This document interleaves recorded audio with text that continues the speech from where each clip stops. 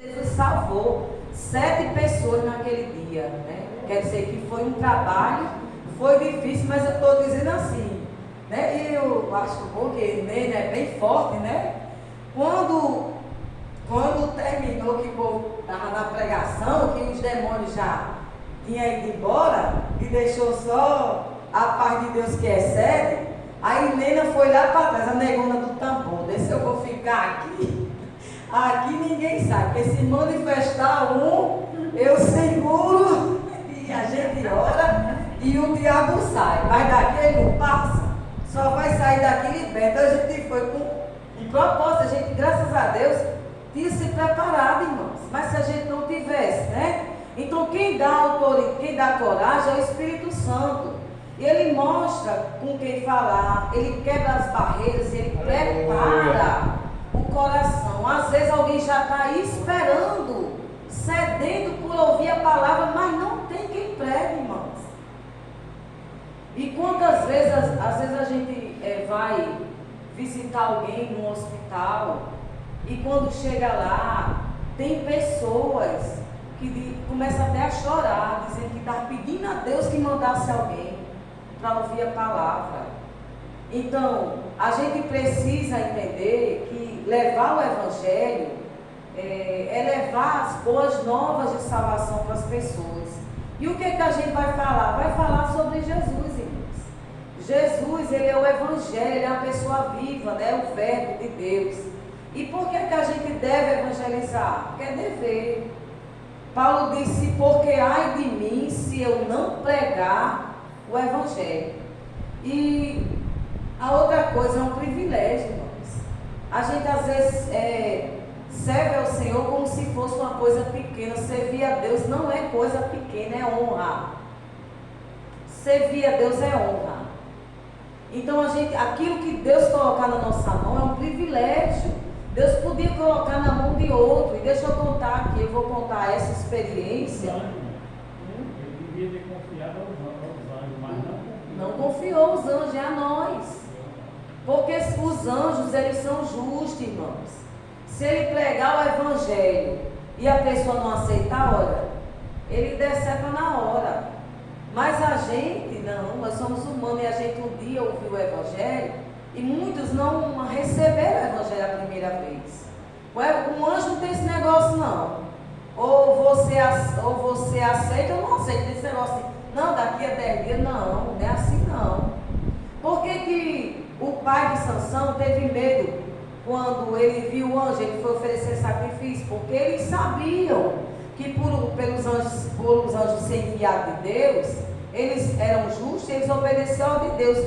Se ele disse, eu vou morrer, porque eu vi o anjo de Deus, eles achavam que ia morrer.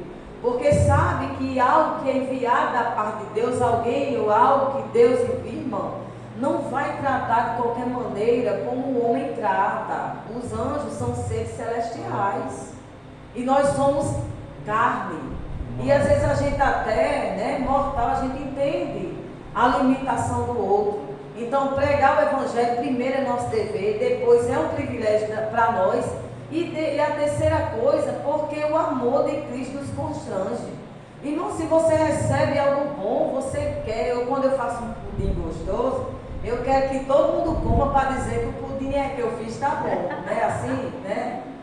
Agora, quando a gente faz um negócio que queima, você pudesse esconder até a panela, para ninguém saber que você fez. Que vai dizer, olha, foi um negócio que queimou a panela, só nem fazer, né? Então, se você tem algo bom, você quer oferecer para os outros, né? E eu estava lembrando, irmãos, a gente foi tocar no aniversário da igreja lá em Santo Antônio de Salto da Onça, e naquele dia uma pessoa voltou para Jesus, uma mulher, e o filho voltou, e o filho aceitou Jesus. E quando eu estava pregando, quando eu vi aquela mulher, eu lembrava ela de algum lugar, mas não sabia onde era. Sim, pastor, agora eu esqueci o nome da irmã, que mandou lembrança, disse que o senhor fez o casamento dela. Quando eu me lembrar, eu digo, é uma moreninha, e ela disse, diga ao pastor lá, mandei um abraço para ele, que ele fez o meu casamento, meu Deus, foi outro lugar que a gente tocou, eu esqueci agora, mas eu vou me lembrar daqui para lá. E essa irmã, aí quando terminou o culto, ela disse, não lembra de mim não? Eu disse não. Ela morou aqui em Macaíba, era uma serva de Deus, irmã, aquela mulher serviu o Senhor. E ainda me lembro, Gabriela dava a escola bíblica por menino dela e estava afastada dos caminhos do Senhor. E quando foi agora recentemente, ela teve um surto e está internada lá no João Machado. E ela não, ela saiu daqui boa, viu? Macaíba. Mas às vezes a gente toma caminhos que não são os caminhos do Senhor, né? Aí a mão de Deus pesa, aí aconteceu isso com ela. E quando a irmã que me contou, a pastora de lá, perguntei por ela, ela disse, mulher, ela está assim, assim, assim. Eu disse, olha, assim, que eu vou dar um jeito de fazer uma visita a ela lá, no João Machado, em nome de Jesus eu vou lá. E eu estou falando isso, irmãos, porque às vezes a gente não tem coragem de levar a palavra, e a gente precisa ter. E eu me lembrei, irmãos, que o meu pai, ele não era crente, mas ele era missionário da Igreja Católica. E ele fazia um trabalho evangelístico lá, católico, no João Machado. Toda semana ele estava lá. E quando a irmã me falou, a pastora Leda falou da situação da irmã, e eu fiquei dizendo assim, eu olhei assim e disse, Jesus, meu pai era um homem católico, apóstolo romano, como ele dizia, né? E ia para lá toda semana pregar para aquelas pessoas, porque o povo acha que louco não conhece a verdade, né ou não? Mas a Bíblia diz que nem os loucos errarão o caminho.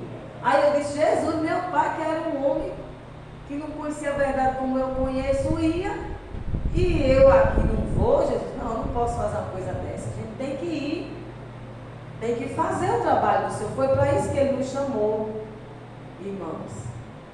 Aí eu disse, não, eu vou falar com as irmãs e vamos para o João Machado evangelizar. Se chamar gente de louco, pode atirar pedra, né, Ana Lúcia? Tem problema não, irmão, porque o amor de Cristo nos constrange, irmãos. Tem pessoas ali que precisam se reconciliar com Deus, que precisa voltar à normalidade, viu? Que precisa de uma oração. E a oração do justo pode muito em seus efeitos. Quando você ora, a pessoa é liberta, o evangelho, né, alcança o seu objetivo, tá certo? E como devemos evangelizar? Primeiro, a gente tem que ir. Porque hoje em dia, a gente sempre quer que venha, né?